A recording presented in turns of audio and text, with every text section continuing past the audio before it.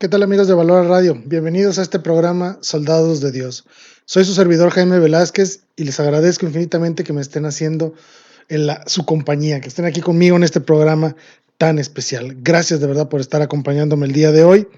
Hoy tenemos un programa un poco difícil de tratar, más que nada porque este programa está basado en algunas discusiones que tuve anteriormente con algunas personas que no comprendían cómo es que hoy la iglesia, siglo XXI, continúa hablando de un personaje que ellos creen que es ficticio o que es simbólico, y es hablar de Satanás.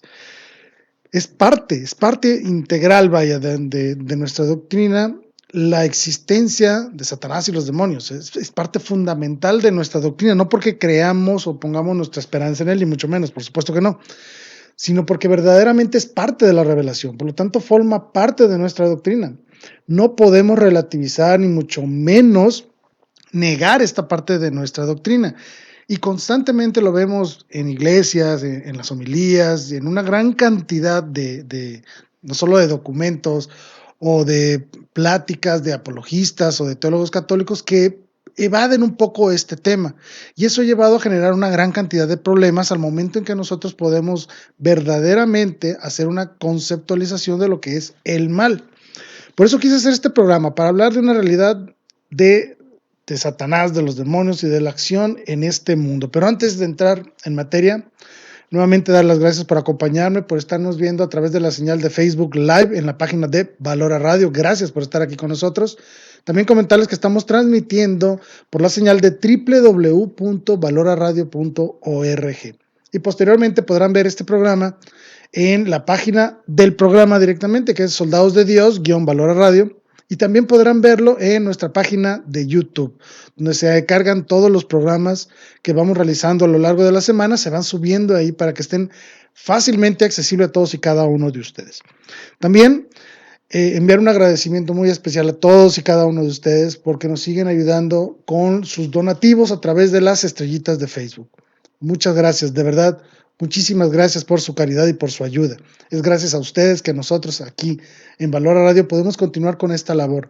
Podemos sustentar los costos y los gastos que todo esto implica de mantener la señal abierta, de estar produciendo una gran cantidad de programas para todos y cada uno de ustedes.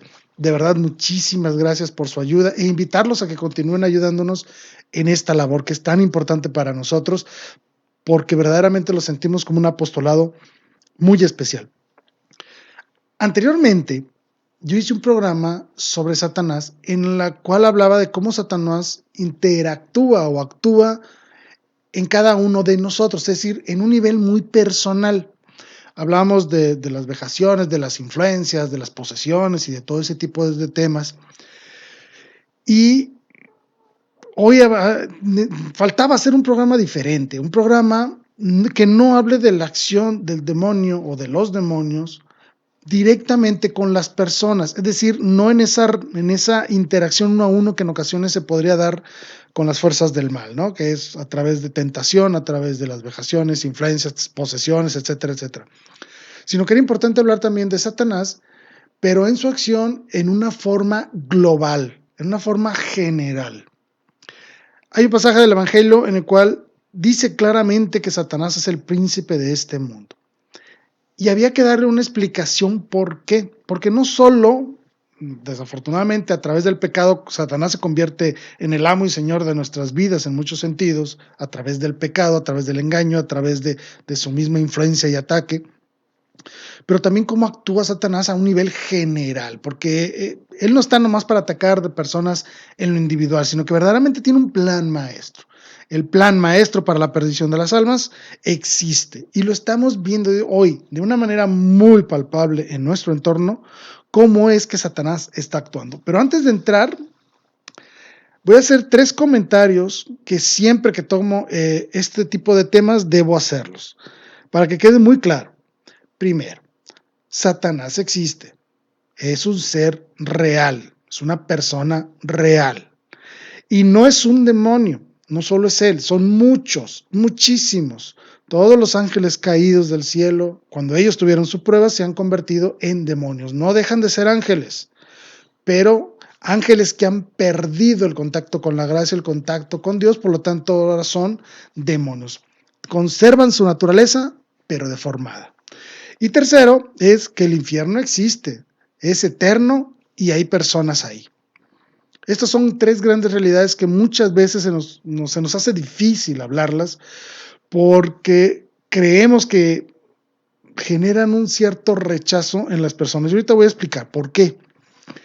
Bueno, es evidente que Satanás actúa para la perdición de las almas, e inclusive si ustedes se ponen a investigar un poquito van a darse cuenta que no soy yo, o sea, no soy yo el que lo dice, sino son muchos exorcistas que están haciendo un llamado urgente a todas y cada una de las diócesis de todo el mundo para que incluyan dentro de sus propios apostolados especiales como diócesis, que incluyan a los exorcistas, porque la cantidad de posesiones y acciones demoníacas ha ido en aumento en los últimos años. Y esto tiene un sentido muy lógico cuando veamos por qué decimos que Satanás es el príncipe de este mundo. Bien, ¿cómo actúa Satanás? ¿Cómo es el plan maestro de Satanás? Es muy complejo, es increíblemente complejo y tratar de encontrar todos los matices. Como es un plan, lo digo así entre comillas, secreto, no podemos conocer a grandes detalles este plan maestro que tiene Satanás y los demonios para la perdición de las almas, ¿sí? Pero sí actúa de manera global y yo quise concentrarme en tres puntos fundamentales, tres nada más, que son los más, considero yo en lo personal, son los más importantes. Y quise hacerlo para que todos y cada uno de nosotros estemos capacitados para detectar la acción del demonio o los planes del demonio en cómo se van dando los acontecimientos de nuestra vida cotidiana a un nivel general. Repito, el programa que hicimos anteriormente habla sobre la acción del demonio sobre las personas. Ahora vamos a hablar cómo actúa el demonio a nivel global, a nivel general. Son tres formas que yo considero las principales. La primera es a través del mito. Ahorita lo voy a explicar bien, no se me adelanten. A través del mito, número uno. El segundo, a través de la división. Y el tercero, a través del engaño. Sabemos perfectamente que Satanás es el padre de la mentira. Entonces, en todo esto está involucrada la falsedad, es decir, una falta a la verdad total. Y en estos tres puntos vamos a ver cómo es que actúa esa falsedad, esa mentira de Satanás como príncipe de este mundo y como rey de la mentira, como padre de la mentira. Pues bien, vamos a entrar al primer punto, para entrar directamente en materia. Y el primer punto es a través del mito. ¿Qué significa esto? Muy sencillo. Primero, estamos viviendo una gran falta de fe, no solo en Dios, sino que esta falta de fe lleva generalmente a una total increencia sobre todo lo que la doctrina cristiana, la doctrina católica enseña. Por lo tanto, podemos decir, y se ha dicho muchas veces, es que la gran victoria de Satanás es hacernos creer que no existe. Y eso es lo que hablaba de mito. Satanás está ocultando en el mito. Es decir, nosotros ya no queremos o no vemos la imagen de Satanás y los demonios como seres o personas reales, sino que los queremos relativizar o hacer una caricatura de ellos. Por lo tanto, ya no pensamos en Satanás como una persona, sino como en un concepto, por ejemplo. Y también es de que este concepto es obsoleto, anticuado, medieval e inclusive irracional. Por eso es que muchos lugares católicos poco a poco han perdido la capacidad y la necesidad de hablar del demonio, porque creen que es un tema anticuado, que en este siglo XXI hablar de demonios, y hablar de diablo, y hablar de Satanás, ya es un tema anticuado, obsoleto, vaya, propio de los monjes medievales y no de las personas modernas intelectuales. Ese es el problema, que esta realidad sobre Satanás se ha ocultado en el mito, por lo tanto llegamos muchos a pensar que Satanás es solo un mito, un concepto, una abstracción del mal, cuando no, en realidad es una persona que verdaderamente actúa. Y esto lo podemos ver perfectamente en el cine, en las caricaturas, en las historias, donde hacemos una caricatura de Satanás y de los demonios. Ya lo vemos como ese ser rojo con cuernos y cola, etcétera, etcétera, o como alguien que cumple deseos o cosas así. Es decir, hemos caricaturizado demasiado su imagen y tendemos a menospreciar su verdadera acción. A Satanás le gusta trabajar en el anonimato, escondido, donde no te vea, donde no se lo podamos detectar, porque así trabaja de mejor manera para él. Por eso es que se ha ocultado en el mito. Entonces el llamado es muy sencillo, que no te dé miedo a ti sacerdote, a ti apologista, a ti evangelizador, hablar de la realidad de Satanás. Porque es importante que las personas comprendan que el concepto Satanás no es un concepto abstracto o anticuado, sino una realidad, una persona que existe y actúa en este mundo para la perdición de las almas. Y no solo es uno, son muchos demonios los que actúan. El segundo punto del mito, muy sencillo. En el momento en que la iglesia habla de la realidad de Satanás en sus documentos, en su catecismo, como parte de sus dogmas fundamentales de fe, es decir, como parte integral de la doctrina, cuando tú conviertes a Satanás en un mito y en un simple concepto, toda la doctrina católica que habla de Satanás como una persona actuante, se empieza a generar desconfianza. Esto es muy importante para Satanás, crear desconfianza en la iglesia, en los curas, en los obispos, en los sacerdotes, en los evangelizadores, en su misma enseñanza. ¿Por qué? Porque nos hacen creer entonces que toda la doctrina católica es obsoleta, anticuada, fuera de estos tiempos, completamente falta de racionalidad. Y no, la verdad es que no. Con el momento que nosotros convertimos a Satanás en un simple concepto, toda la enseñanza católica se empieza a desmoronar también, porque genera desconfianza en la enseñanza de la iglesia. Sabemos, y lo repito, que la existencia de los demonios y de su acción en este mundo es parte fundamental de nuestra doctrina. Por lo tanto, cuando nosotros relativizamos la existencia de Satanás, tendemos entonces a relativizar la enseñanza de la iglesia. La iglesia pierde credibilidad cuando tú pierdes credibilidad en la existencia de Satanás. Así de sencillo. Y obviamente esta desconfianza implica entonces que las advertencias, toda la enseñanza católica con respecto a la virtud, a vencer a Satanás, todos los ejercicios espirituales y todo lo que hacemos para vencer estas tentaciones y etcétera, son cosas del pasado. Perdemos la confianza total en la iglesia, perdemos la confianza total en los mismos ejercicios espirituales de la iglesia, perdemos confianza en los líderes de la iglesia, sacerdotes, evangelizadores, el papa, el obispo, lo que sea, que cuando hablan de Satanás tienden a perder credibilidad porque, según ellos, Satanás no existe.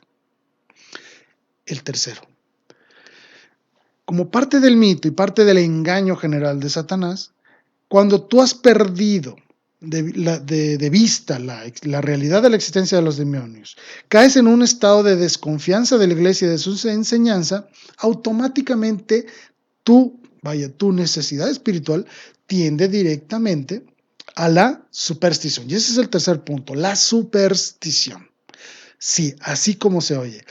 La gran mayoría de las personas, cuando abandonan la fe católica, caen irremediablemente en actos de superstición, en actos de adivinación, en actos esotéricos. Es la verdad. Y más con el auge de la New Age, más con el auge de todas estas filosofías orientales, con todos estos movimientos espirituales falsos, es como el hombre ha desviado la atención de la iglesia para caer en supersticiones, y unas increíblemente absurdas. La razón es muy sencilla. La falta de confianza en la enseñanza de la iglesia motiva a las personas a buscar otros aspectos en donde colocar su confianza para la trascendencia. Sabemos como seres humanos que tendemos a la trascendencia, a perdurar, aún vamos a llamarlo así, a un concepto de vida eterna. Pero cuando tú dejas de confiar en la iglesia, empiezas a confiar en cualquier tontería. Y esto lo decía Chesterton, ¿sí? El hombre cuando se aleja de Dios empieza a creer en cualquier tontería. Se puede decir de alguna manera que no existe el ateísmo puro, pero bueno. El hombre entonces empieza a buscar puntos de confianza, dónde depositar tu confianza en la trascendencia. Por lo tanto, busca opciones que caen en el esoterismo y en la superstición. Inclusive algunos caen en las mismísimas acciones satánicas como es la brujería o la adivinación. Muchos católicos empiezan a confiar en el horóscopo, por ejemplo. Empiezan a acudir a los amarres para buscar un amor o para buscar un buen negocio. Buscan conocer el futuro a través de cartas, café y un montón de tonterías.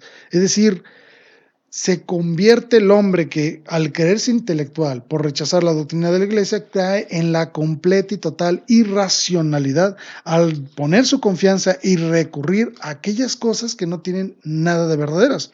Les pongo un ejemplo muy sencillito: el Feng Shui, el manejo de cuarzos, amuletos, rituales, de brujería, adivinaciones, inclusive a buscar espiritualidades falsas, etcétera, etcétera.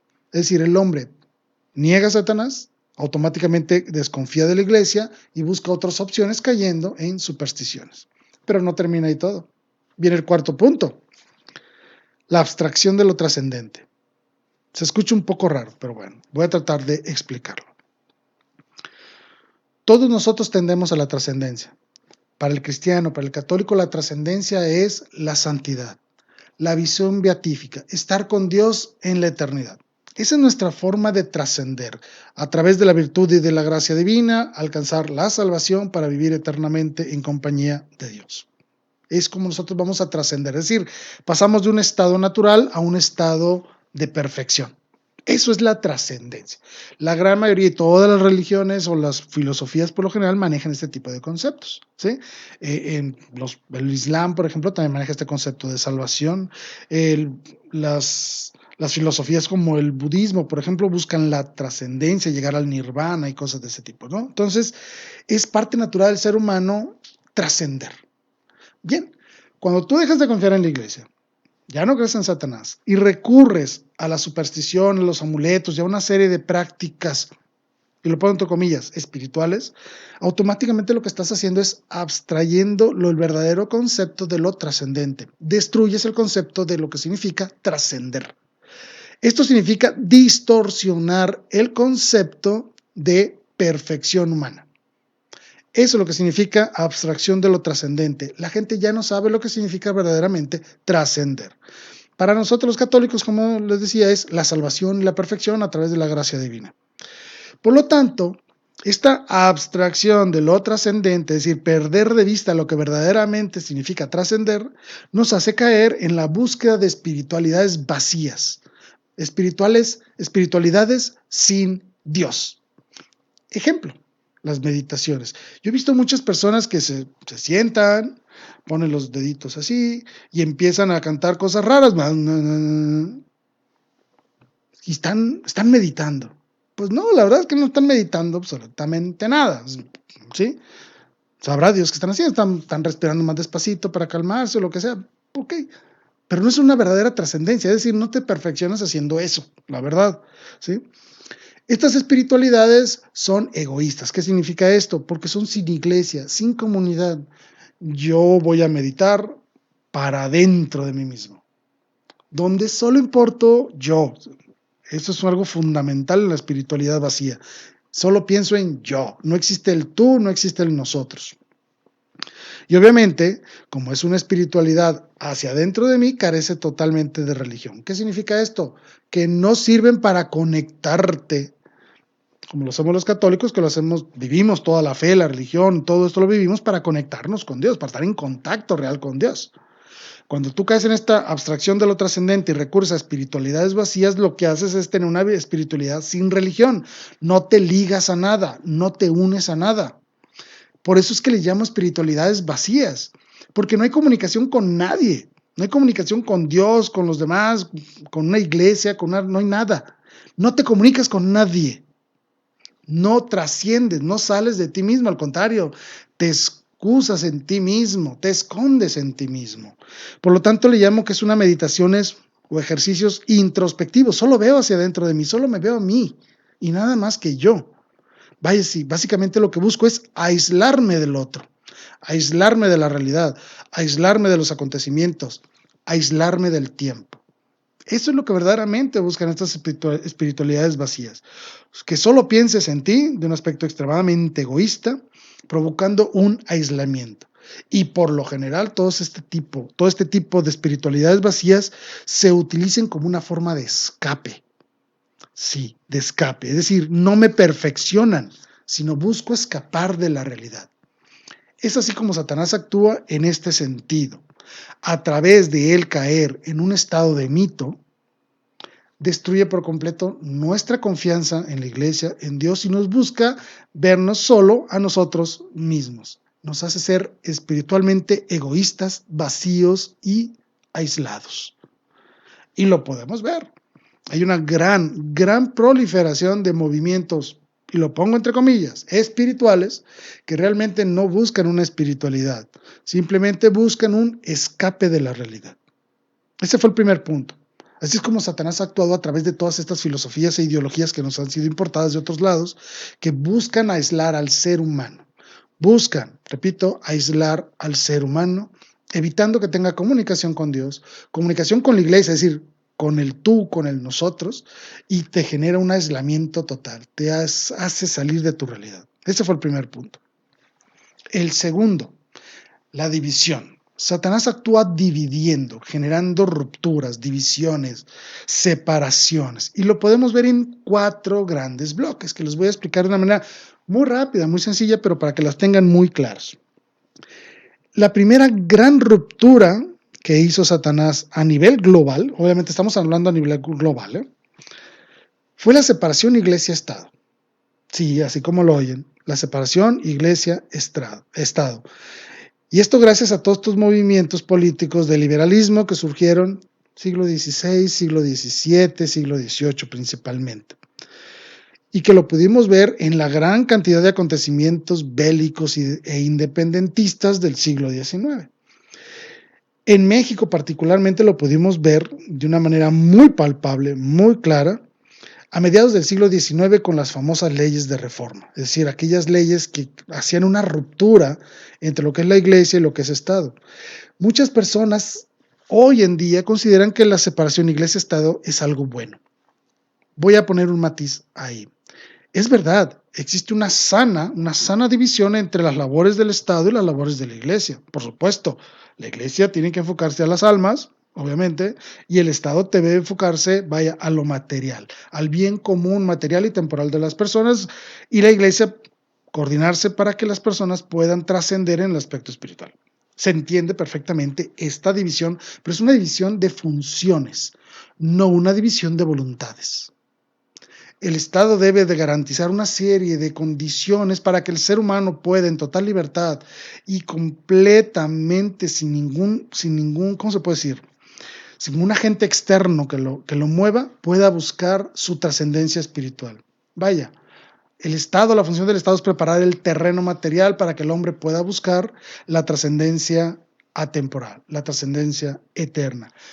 La sana separación iglesia-estado no es una separación de voluntades, simplemente una perfecta y clara distinción entre las funciones de uno y otro, pero no significa un rompimiento, significa simplemente una complementación de funciones. Esa es la verdadera y sana división iglesia-estado, cosa que no se ha dado realmente. Lo que se hizo en realidad fue destruir por completo todo el valor moral de las leyes humanas que no te ayudan en muchos casos a lograr el cumplimiento de las leyes divinas. Hay una discordancia entre las leyes de Dios y las leyes del hombre. Ejemplo muy sencillo, el aborto, muy sencillito, ¿sí? La ley divina dice no matarás. Mientras que el Estado, en muchos países y en muchas localidades, dice si puedes matar bajo estas circunstancias, ¿no?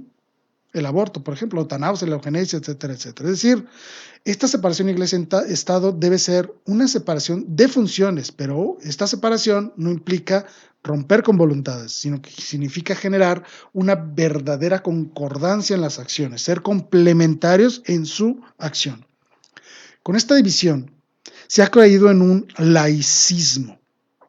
¿Qué significa esto? Muy sencillo. La sociedad misma, ya no solo el Estado, la sociedad misma ha aceptado que mi vida de fe, mi vida de la religión, mi contacto con Dios se restringe al templo o se restringe a la intimidad de mi casa, pero en la sociedad no. En la sociedad yo no puedo hablar de Dios. En la sociedad yo tengo prohibido hacer algún acto religioso, por ejemplo. Inclusive en las leyes de México existe todavía esa prohibición. Obviamente que esas leyes no se cumplen y hay una tolerancia especial para el movimiento religioso de cualquier religión en México, ¿sí? Pero las leyes está. Se prohíbe el culto público, por ejemplo, es muy común en muchas legislaciones en muchos países, es decir, buscaban romper con la acción de Dios y a través de los hombres en la sociedad. Eso es lo que le llamamos laicismo. Queremos dejar nuestra bondad, nuestra caridad, nuestra vida de virtud en el templo y fuera de él, no. Eso es lo que le llamamos laicismo, explicado de una manera muy sencilla. Por lo que tanto, lo que el laicismo y esta ruptura iglesia-estado ha trascendido hasta una verdadera restricción a la acción de la fe en la vía pública. Muchos de nosotros, por ejemplo, tendríamos prohibido, o como sucede en algunos países, poder hacer una predicación en público, por ejemplo, o poder celebrar una misa en público, o las mismas procesiones. Aquí en México, todo este tipo de legislaciones provocaron una guerra, la guerra cristera, no se nos olvide, del 26 al 29 del siglo XX. Una guerra terrible, y que no se habla en los libros de historia. ¿Por qué? Porque el Estado busca ocultar este tipo de acontecimientos que son verdaderamente significativos en la comprensión de las personas para, mover sus voluntades hacia un verdadero ejercicio de sus libertades, incluyendo la libertad a vivir su religión en paz y de una manera que le permita lograr sus objetivos trascendentes. Como consecuencia de esto, pues les decía, está el liberalismo, es decir, vamos a liberarnos. El Estado se liberó de la acción de la Iglesia, las leyes se liberaron de la ley divina, el hombre se libera de Dios. Por eso es que hoy tenemos en todos y cada uno de nuestros países una educación laica, por ejemplo.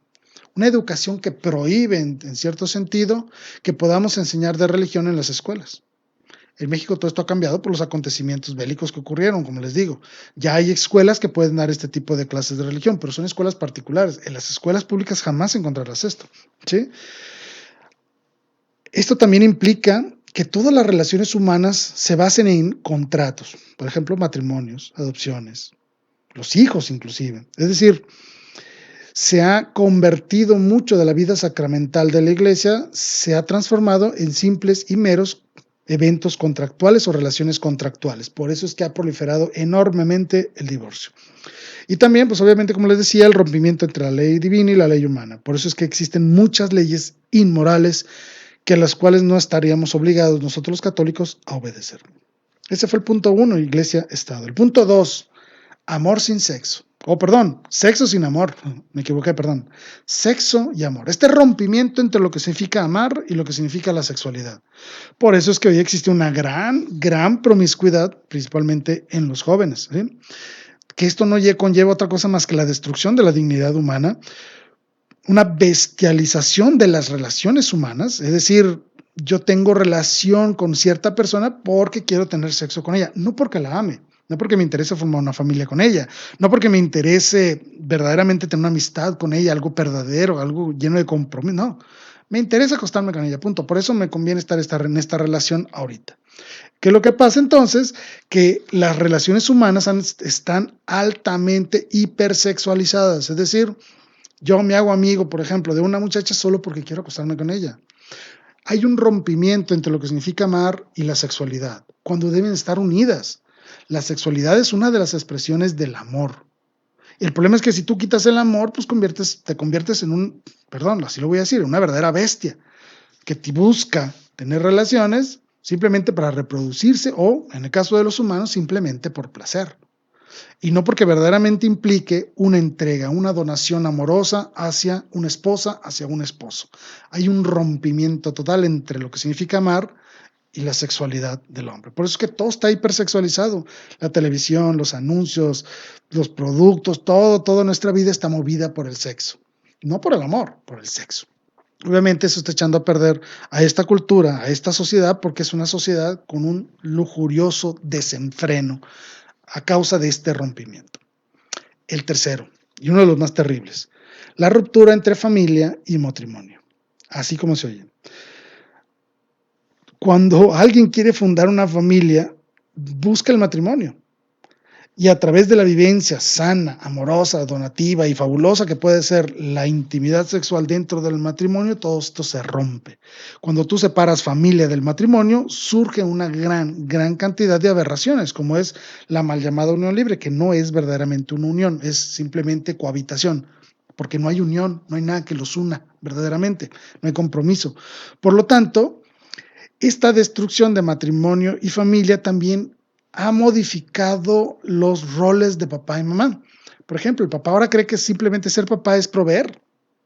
Y la mamá cree que simplemente su labor como mamá es cuidar la casa, por ejemplo. Por poner un ejemplo muy absurdo, ¿no?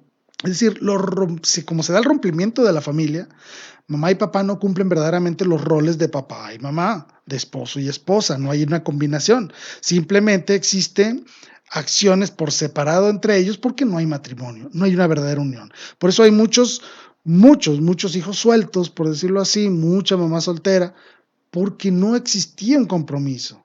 Como no hay amor, pero si hay sexo, se dan familias rotas. Familias que ni siquiera han contraído matrimonio. Es decir, se rompe por completo esto. O también se da el caso contrario, matrimonio sin hijos, que es también muy grave. Hoy muchos matrimonios prefieren tener mascotas y no tener hijos. ¿Por qué? Porque se ha destruido el concepto de matrimonio-familia.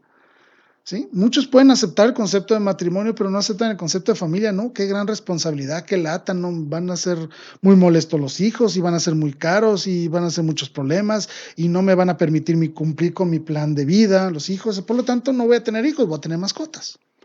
Hay un rompimiento entre familia y matrimonio, matrimonio, familia, ¿sí? El sacramento del matrimonio se reduce a un simple contrato social y un contrato social rescindible, es decir, hay una gran cantidad de divorcios. Y como hay un desprecio hacia el amor, pues simplemente, como añadidura, hay un desprecio total y frontal a lo que significa compromiso, a lo que significa donación y a lo que significa la paternidad. Ese fue el tercero. Y el cuarto rompimiento, que es terrible también, es el rompimiento de la persona con su identidad. Sí. Esta es la cuarta gran división que ha causado el demonio en el mundo. La división entre la persona y la identidad. Muy sencillito de entender. Pensemos en la ideología de género. Hay un rompimiento total entre mi realidad objetiva, o sea, yo soy Jaime, yo soy hombre, con la percepción que yo tengo de mí mismo. Por ejemplo, si yo dijera que soy una mujer no sé qué les gusta, una mujer finlandesa, y yo claramente creo que soy una mujer finlandesa, entonces me voy a comportar como una mujer finlandesa. Eso es absurdo. ¿Por qué? Porque no es cierto, no lo eres. Yo soy Jaime y soy un hombre y soy de México. Debo comportarme como lo que soy. Ese es el rompimiento de identidad. Hay una ruptura entre mi realidad objetiva, soy hombre, con mi autopercepción subjetiva, lo que yo opino de mí mismo. Les voy a poner un otro ejemplo muy sencillo de entender a qué hablo de este rompimiento de la identidad. Yo soy Jaime, soy hombre. Pero ¿qué tal si yo me disfrazo de Napoleón Bonaparte y voy por todo el mundo diciendo que soy Napoleón Bonaparte? ¿Es verdadero que yo soy Napoleón? No. Pero con la ideología de género, las demás personas están obligadas a aceptar que yo soy Napoleón Bonaparte. Y si no me consideras a mí como Napoleón Bonaparte, estás cometiendo un delito. Si oye estúpido y absurdo, pues lo es. Pero así es como existe actualmente las implantaciones en las legislaciones sobre lo que es la identidad de género, la ideología de género, las políticas en favor del género o todo el discurso que tiene que ver con el género. Es decir, donde todos tienen que aceptar lo que no soy. Y estás obligado por ley a aceptar que yo soy lo que no soy. Es absurdo y estúpido, pues sí, así lo es. Pero esta es una de las últimas y más graves divisiones que ha generado el demonio, que le ha permitido a las personas creer que pueden ser lo que se les antoje. Y no es cierto. Yo jamás voy a dejar de ser Jaime, jamás voy a dejar de ser hombre. No importa cuántas operaciones me haga, no importa cuántas hormonas trague. Voy a ser siempre Jaime y voy a ser hombre. Nada va a romper esa identidad. No importa que tanto me disfrace de mujer. Yo jamás voy a ser una mujer, jamás voy a ser Napoleón Bonaparte. Ese es el problema con la ideología de género, que nos hace creer que verdaderamente el que yo crea que soy Napoleón ya me convierte en Napoleón. Que yo crea que soy una mujer de Finlandia ya me convierte en una mujer de Finlandia. Es absurdo y estúpido. Así de tonta es esta ideología, pero ha generado una verdadera destrucción de la identidad de muchas personas y genera obviamente una total negación de mi realidad y la forma en que yo puedo entonces interactuar con las demás personas. Obvio, si yo no sé ni siquiera quién soy, mucho menos voy a saber hacia dónde voy, cómo lograr una salvación, cómo lograr una trascendencia, cómo voy a fundar una familia, cuál es el verdadero concepto de amor si ni siquiera sé quién soy, ni siquiera me acepto como lo que verdaderamente soy. Esta persona, y perdón que lo diga de esta manera, pero esta persona tiene un serio problema de identidad, una disforia de identidad. Tiene que atenderse con los profesionales para que esta persona empiece a reconocer lo que verdaderamente es y empiece a actuar en consecuencia con la realidad. Si una persona no se conoce a sí mismo, pues mucho menos va a conocer cuál es su fin último y cómo lograrlo y cómo actuar. Esta es otra de las grandes tonterías que ha causado el demonio en el mundo, la ideología de género, la ruptura entre la realidad de una persona con la autopercepción de sí misma de esta persona. ¿Sí? Debemos oponernos frontal y enérgicamente a toda incrustación o implementación de la ideología de género en cualquier aspecto de nuestra vida, llámese legislaciones, llámese reglas políticas o lo que sea en nuestras empresas, o lo que sea, debemos oponernos, ¿sí? Porque permite la destrucción de las personas incluso desde la misma infancia. En televisión, por ejemplo, hay un programa de un niño, no sé, 8, 9, 10, 12 años, no sé cuántos tendrá, que se cree niña y todo el programa está avanzado en cómo se va convirtiendo, y lo pongo entre comillas, en niña. Y no es cierto, jamás va a ser una niña. Por más que se pinte, por más que se opere, por más hormonas que le metan, siempre va a ser un niño. Y ojo, muchas familias están viendo esto como algo normal. No, no es normal que alguien no se reconozca como lo que verdaderamente es. Bueno, esas fueron las cuatro grandes divisiones que ha provocado Satanás en el mundo. Y vamos al tercer punto.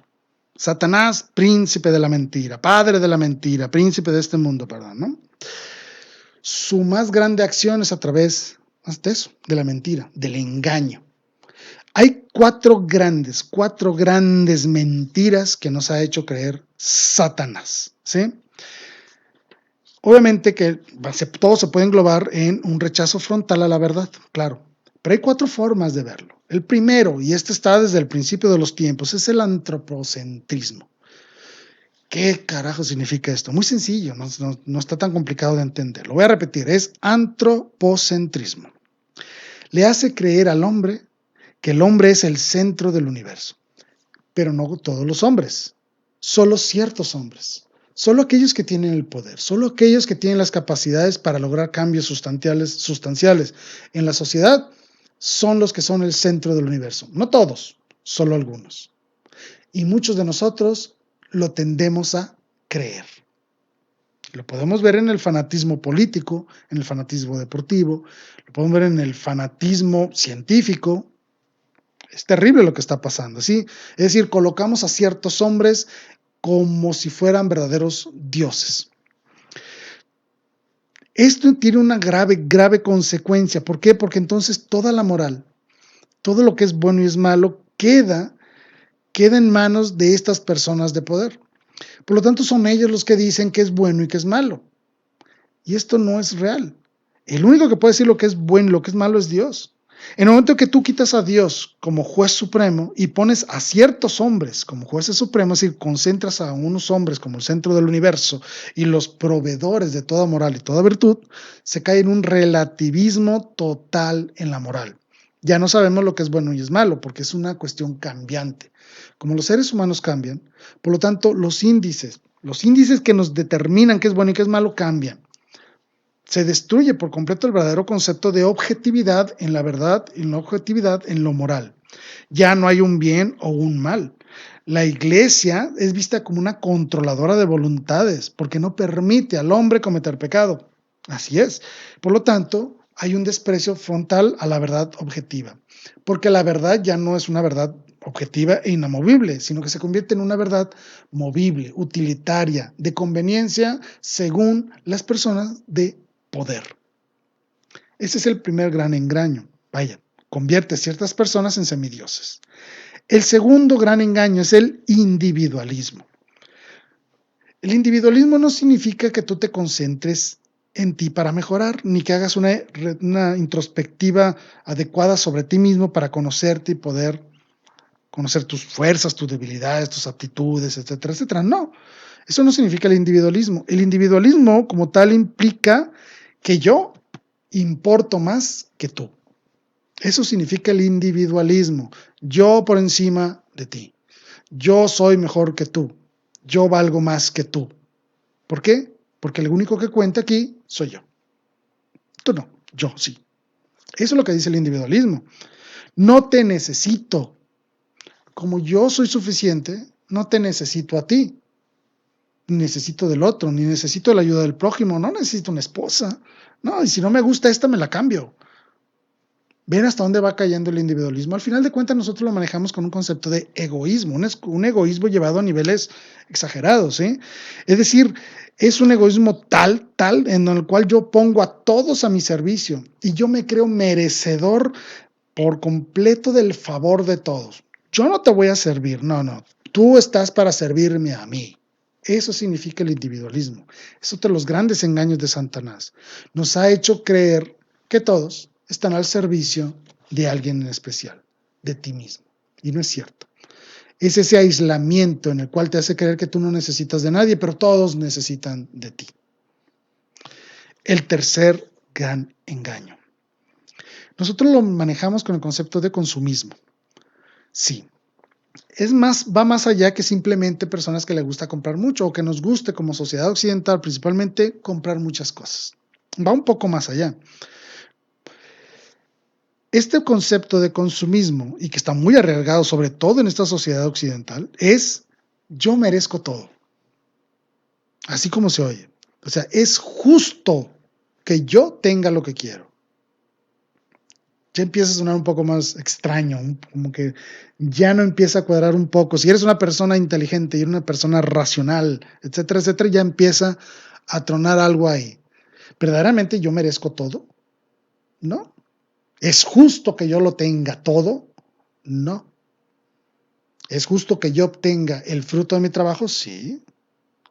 ¿Es justo que yo obtenga las cosas que necesito a través de mi esfuerzo, de mi trabajo, mi dedicación, mis estudios, toda mi labor? Claro que sí, eso sí. Pero el consumismo lo que te dice es esto, de que no importa si trabajas o no trabajas, no importa si te lo mereces o no, tú mereces todo. Eso es el consumismo. No solo significa comprar mucho, sino verdaderamente consumirlo todo. Querer obtenerlo todo. Querer aspirar al todo sin esfuerzo. Sin esfuerzo, que esto es lo muy importante, sin esfuerzo, sin responsabilidad. Por eso es de que toda esta cultura del dinero fácil ha tomado mucho auge. Porque las personas quieren tenerlo todo y lo quiero tener ya, de inmediato, sin esfuerzo, sin batallarle. Y como yo merezco todo, yo no voy a sacrificarme trabajando y esforzándome, no. Claro que no. Voy a hacer cualquier cosita, pero de todos modos, por haber hecho cualquier cosita, ya merezco todo. Eso es lo que llamamos consumismo. Es decir, no solo es comprar mucho, sino que significa la búsqueda desenfrenada de todos los placeres, gustos, cosas, satisfactores, etcétera, a los cuales yo quiera aspirar y los quiero ya de inmediato. Por eso busco un enriquecimiento rápido, un enriquecimiento que muchas veces es ilícito. Y esto incluye también a las personas. Consumimos personas, porque las ponemos a un servicio casi de esclavitud. Consumimos esposos y esposas, inclusive consumimos hijos. Como no fuimos capaces de poder planear un buen retiro, por ejemplo, una buena vejez, estamos viviendo costillas de nuestros hijos, que no tiene nada de malo que los hijos ayuden a sus padres, al contrario, es su obligación. Y más si los padres no pueden cumplir con alguna función, es obligación de los hijos, claro que sí. Pero yo vivir convenencieramente a cargo de mis hijos, eso se convierte en otro tipo de consumismo. Empiezo a consumir personas y busco este placer y satisfacción como único objetivo de mi vida y lo quiero obtener hoy, ya, de inmediato, sin tanto esfuerzo. Eso es el consumismo. Y por último, el más grande de los engaños que podemos ver, simplemente pónganse a ver los videos de TikTok y lo van a comprender de inmediato. La corporeidad. Este es el cuarto punto del engaño. Y no es otra cosa más que un culto al cuerpo. No importa el alma, no importan tus virtudes, no importa nada lo bueno que seas, lo servicial que seas, lo devoto que seas de Dios. Eso no importa. ¿Tienes o no tienes un buen cuerpo? Eso es lo único que me interesa. Suena absurdo, ¿verdad? Pues lo es, pero es lo que verdaderamente está sucediendo en el mundo. ¿Cuántas parejas que incluso llegan al matrimonio, cuántas parejas están sustentadas su relación en la visión corporal? Está muy guapo, está muy guapa. Muy buen cuerpo él, muy buen cuerpo ella. Pero cuando eso se acaba, no existe nada que los una. Por eso es que se dan tantos divorcios y por eso hay tanto rabo verde en el mundo. Porque buscaron siempre una afección sentimental en base a lo corpóreo. ¿A qué tan grandes las tenías o qué tan infladas las tenías aquellas o qué tantos cuadritos se te notaban a ti? Como, es decir, a la corporidad, un culto exagerado y estúpido al cuerpo. El cuerpo es importante, por supuesto, es parte de nuestra personalidad, hay que cuidarlo, hay que hacer ejercicio, hay que comer bien, pero el cuerpo no me define. Es simplemente un vehículo para mi acción en lo temporal y en lo físico para yo desarrollar la virtud. Para eso sirve el cuerpo, ¿sí? Pero yo hacer de mi cuerpo el único foco de mi culto, el único foco de mis esfuerzos, es completamente absurdo, porque hay un desprecio a los valores y a las virtudes. Solo importa tu cuerpo, no importa qué tan bueno seas. No, eso es lo que dice la corporeidad. Y la atracción corporal se convierte en un signo de poder y de bienestar. Por eso vemos una gran cantidad de videos de muchachos con unos cuerpazos, muchachas y muchachos presumiendo carros, viajes, casas, un montón de cosas. ¿Por qué? Porque han obtenido poder por su cuerpo. Y al final de cuentas esto no es otra cosa más que una prostitución, es prostituirse a sí mismo con el cuerpo. ¿Sí? Esto genera obviamente estándares de vida increíblemente altos que no son accesibles para la gran mayoría de las personas. ¿Sí? Yo no puedo vivir todo el año viajando. Claro que no. Tengo que trabajar. Tengo que hacer un montón de cosas para ganarme mis vacaciones de vez en cuando. Eso sí. Pero si yo utilizo mi cuerpo para ganar poder y ganar financiamiento en viajes o ganarme un novio o una novia que me pague todo por mi cuerpo, eso se llama prostitución. Así de sencillo. Y obviamente que este culto al cuerpo nos lleva a creer que la belleza física es signo de felicidad. Y esto es tan falso, lo podemos ver con una gran cantidad, por ejemplo, de artistas y de personas famosas, con unos cuerpazos, con con muchas cosas que terminan suicidándose porque caen en una terrible depresión, porque se dan cuenta que están vacíos. El envase es muy bonito a lo mejor, pero por dentro no hay nada. Es terrible lo que está pasando. Y creen que la verdadera trascendencia es el lujo. Así es como lo oyen, el lujo, el poder, el estatus. Esos son los cuatro grandes engaños de Satanás. Obviamente todos estos 3 puntos que están divididos cada uno en otros 4 puntos, nos llevan a lo que hoy llamamos la cultura de la muerte. Así se llama, cultura de la muerte. Y lo estamos viviendo, que es un desprecio total hacia la virtud, hacia la bondad, hacia la verdad. Por eso lo vemos en el aborto, eutanasia, eugenesia, en la ideología de género, en el ateísmo, en la búsqueda desenfrenada de opciones de espiritualidades vacías, en el relativismo moral. Es decir, estamos viendo tiempos de un egoísmo radical y total donde solo importo yo. Tú no me importas. No me importa nada más que yo. Es terrible lo que está provocando. Las personas estamos cada vez más conectadas, pero cada vez más solas. Y es verdad. Lo podemos ver. Y no lo digo porque estamos aislados ahorita por pandemia. No, sino que verdaderamente las relaciones humanas se han convertido en mensajitos de WhatsApp, en si acaso una sesión de Zoom y ya. No, debemos de retomar por completo nuestra vida social cuando las condiciones lo permitan. Claro que sí, hay que ser responsables con nuestra sociedad, hay que cuidarnos en casa ahorita. Pero ya una vez que todo esto pase, debemos de recuperar la relación humana, debemos de empezar a preocuparnos nuevamente por los demás. Deja de pensar un poquito en ti mismo. No permites que Satanás te involucre en sus engaños. Seamos verdaderos agentes de servicio. Recordemos lo que Dios nos dice todas las veces. Siempre que leamos la Escritura lo vamos a ver. Dios nos dice, sirve y ama a los demás. El demonio te dice, usa y desprecia a los demás. ¿De qué lado quieres estar? ¿De Dios? ¿De Satanás? ¿Quieres ser un verdadero egoísta, aislado y egocéntrico? ¿O quieres ser verdaderamente un santo? Alguien que verdaderamente sirva a la comunidad, sirva al prójimo, que verdaderamente experimente lo que es el amor en la familia, con los hijos, con los familiares, los amigos. Eso es lo más hermoso. San Agustín lo decía de manera fabulosa: ama y haz lo que quieras. Porque si tú haces las cosas basado en el amor, en el verdadero amor, vas a ser feliz y vas a hacer feliz a los que están junto a ti. Te vas a convertir en un verdadero evangelizador a través de cómo tú compartes el amor de Dios hacia los demás. Esta es la gran invitación. Ama y sirve a los demás. No los uses ni los desprecies. Ama y sirve. Espero que les haya gustado este programa. Espero que sean útiles estos comentarios que les he hecho. Recuerden que estoy a su servicio. Pueden comunicarse conmigo. Vieron en pantalla mi correo electrónico. Pueden contactarme conmigo cuando gusten. Estoy para servirles. Les recuerdo que soy Jaime Velázquez y gracias por haber estado acompañándome el día de hoy. Y no lo olviden nunca. Viva Cristo Rey. Viva María Santísima Virgen de Guadalupe. Hasta la próxima.